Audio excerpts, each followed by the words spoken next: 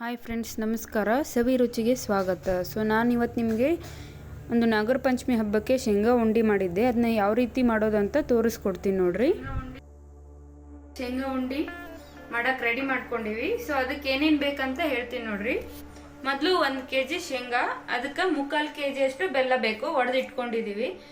ಇದಕ್ಕೆ 1-2 ಬಟ್ಲ ಕೊಬ್ಬರಿ ತುರಿದು ಇಟ್ಕೊಂಡಿರೋದು, ಮತ್ತೆ ಗಸಗಸೆ, ಏಲಕ್ಕಿ ಪುಡಿ ಕುಟ್ಟಿ ರೆಡಿ ಮಾಡ್ಕೊಂಡಿರೋದು, ಇದು ಪುಟಾಣಿ ಪುಡಿ. ಇದಕ್ಕೆ ಎಷ್ಟು ಅಳತಿ ಬೇಕು ಅದನ್ನ ಹಾಕೊಂಡು ಮೆಜರ್ಮೆಂಟ್ ಮಾಡುವಾಗ ನಿಮ್ಗೆ ಗೊತ್ತಾಗುತ್ತೆ ನೋಡ್ರಿ. ಶೇಂಗಾ ಹುರಿದ್ಮೇಲೆ ಈ ತರ ಎಲ್ಲ ಪೂರ್ತಿಯಾಗಿ ಆರಕ್ಕೆ ಬಿಡಬೇಕು. ಆರಿದ್ರನ ಇದು ಚಂದಾಗಿ ಶಕ್ತಿ ಬಿಡ್ತಾವ. ಈಗ ನಾನು ನಿಮ್ಗೆ ಈಸಿಯಾಗಿ ಸೆಪ್ಪಿ ಹೆಂಗೆ ಬಿಡಿಸ್ಬೇಕು ಒಮ್ಮೆಲೆ ಅಂತ ನಿಮ್ಗೊಂದು ಟಿಪ್ಸ್ ಹೇಳ್ಕೊಡ್ತೀನಿ. ಈ ಥರ ಬಟ್ಟೆ ಚೀಲ ತಗೊಳ್ರಿ. ಆ ಚೀಲ ಒಳಗೆ ಈ ಶೇಂಗಾ ಹುರಿದು ಏನು ಇಟ್ಕೊಂಡಿವಲ್ಲ ಶೇಂಗಾನ ಎಲ್ಲ ಹಾಕೊಂಡ್ಬಿಡ್ರಿ. ಒಂದು ಅರ್ಧ ಮಾಡ್ಕೊಂಡ್ಬಿಡ್ರಿ. ಇದು 1 kg ಐತಲ್ಲ, ನಾನಿವಾಗ ಅರ್ಧ kg ಹಾಕೋತೀನಿ. ಅರ್ಧ kg ಹಾಕೊಂಡ್ಮೇಲೆ ಇದನ್ನ ಈ ಥರ ಮಾಡಿಕೊಂಡು ಈ ಥರ ಬಡಿಬೇಕು ನೋಡ್ರಿ ಫ್ರೆಂಡ್ಸ್. ಎಷ್ಟು ಬೇಗ ಎಲ್ಲ ಸಿಪ್ಪಿ ಬಿಡ್ತಾವ. ನಿಮ್ಮ ಕೆಲಸನೂ ಭಾಳ ಹಗರ ಆಕೈತಿ ಹಿಂಗೆ ಮಾಡೋದ್ರಿಂದ.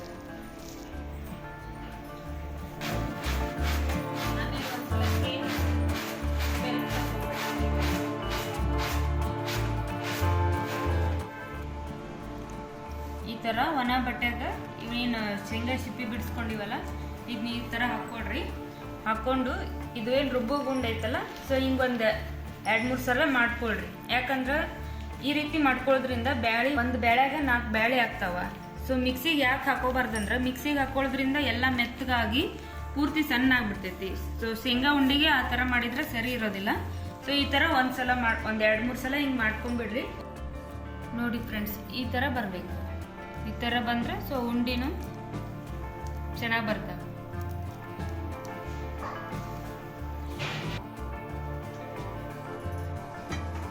ನಾನು ಈಗ ಶೇಂಗಾ ಉಂಡಿಗೆ ಪಾಕ ಹೆಂಗೆ ಮಾಡೋದು ಅಂತ ತೋರಿಸ್ಕೊಡ್ತೀನಿ ನೋಡ್ರಿ.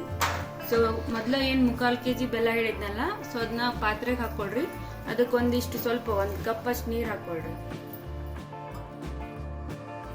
ಬೆಲ್ಲ ಸ್ವಲ್ಪ ತೊಯ್ಬೇಕು. ಎಲ್ಲ ಈ ಥರ ಕಾಣಿಸ್ತೈತೆ ನೋಡ್ರಿ. ಈ ಥರ ನಿಧಾನಕ್ಕೆ ಕಲಿಸ್ರಿ. ಇದು ಎಳೆ ಪಾಕ ಬರಬೇಕು. ಅದು ಯಾವ ರೀತಿ ಅಂತ ತೋರಿಸ್ತೀವಿ. ಬೆಲ್ಲ ಎಲ್ಲ ಕರ್ಗೋತನ ನಿಧಾನವಾಗಿ ಎಲ್ಲ ಕಲಿಸ್ರಿ. ಸಣ್ಣ ಉರಿ ಮೇಲೆ ಇಟ್ಟು ಇದು ನೀವು ಮಾಡಬೇಕು ನೋಡಿ ಫ್ರೆಂಡ್ಸ್. ಬೆಲ್ಲ ಚೆನ್ನಾಗಿ ಇವಾಗ ಕುದೀತಾ ಇದೆ. ಇದು ನೀರು ಸ್ವಲ್ಪ ಹಾಕಬೇಕು. ಜಾಸ್ತಿ ಹಾಕಿದ್ರೆ ಬೇಗ ಪಾಕ ಬರೋದಿಲ್ಲ. ಬೆಲ್ಲ ಅಷ್ಟು ತೊಯ್ಯೋತನ ಅಷ್ಟು ಹಾಕಿದ್ರೆ ಬೇಗನೆ ನಿಮ್ಗೆ ಪಾಕ 1 ಎಡೆ ಪಾಕ ಬಂದ್ಬಿಡ್ತೈತಿ. ತೋರಿಸ್ತೀವಿ ನೋಡ್ರಿ ಯಾವ ಥರ ಚೆಕ್ ಮಾಡ್ಬೇಕಂತ ನೋಡ್ರಿ. ಇವಾಗ ತೋರಿಸ್ತಿದೀವಲ್ಲ, ಈ ಥರ ಎಳೆ ಪಾಕ ಬರಬೇಕು. ಅವಾಗ ಉಂಡಿ ಚೆನ್ನಾಗಿ ಬರ್ತಾವೆ.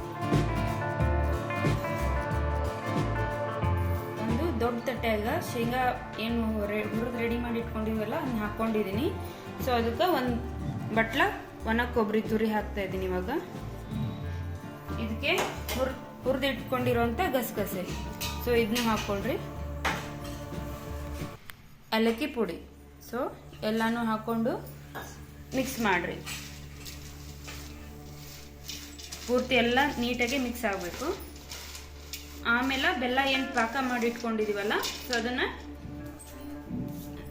ನಿಧಾನವಾಗಿ ಎಲ್ಲ ಕಡೆ ಹಾಕ್ರಿ. ಹಿಂಗ ಚಂದಾಗಿ ಮಿಕ್ಸ್ ಆಗಬೇಕು ಪಾಕ ಎಲ್ಲ. ಇದಕ್ಕ ನಿಧಾನ ಇರಬಾರ್ದು, ಯಾಕಂದ್ರೆ ಪಾಕ ಆರು ಹೋದ್ರೆ ಉಂಡಿ ಬೇಗ ಬರೋದಿಲ್ಲ.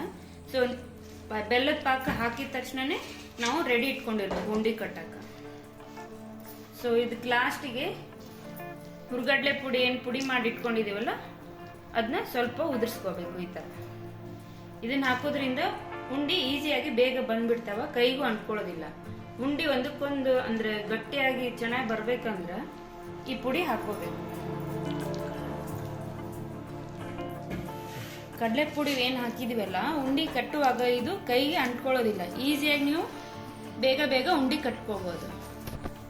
ಎಲ್ಲ ನೀಟಾಗಿ ಕಲಿಸ್ಕೊಳ್ರಿ. ಈ ಹದಕ್ಕೆ ರೆಡಿ ಆಗೋದು.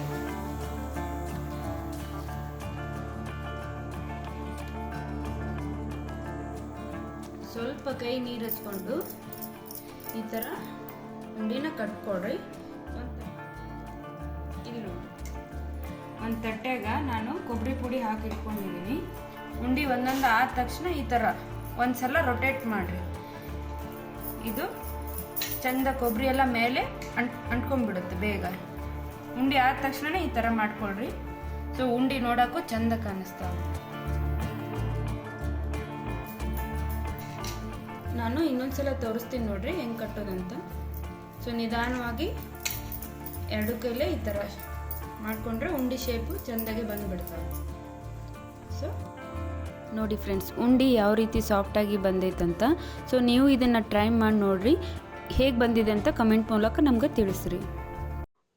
ನೋಡಿದ್ರಲ್ಲ ಫ್ರೆಂಡ್ಸ್, ಇನ್ನೂ ಹೆಚ್ಚಿನ ರೆಸಿಪಿಗಳಿಗಾಗಿ ಪ್ಲೀಸ್ ನಮ್ಮ ಚಾನಲನ್ನು ಸಬ್ಸ್ಕ್ರೈಬ್ ಮಾಡಿ ಮತ್ತು ಶೇರ್ ಮಾಡಿ.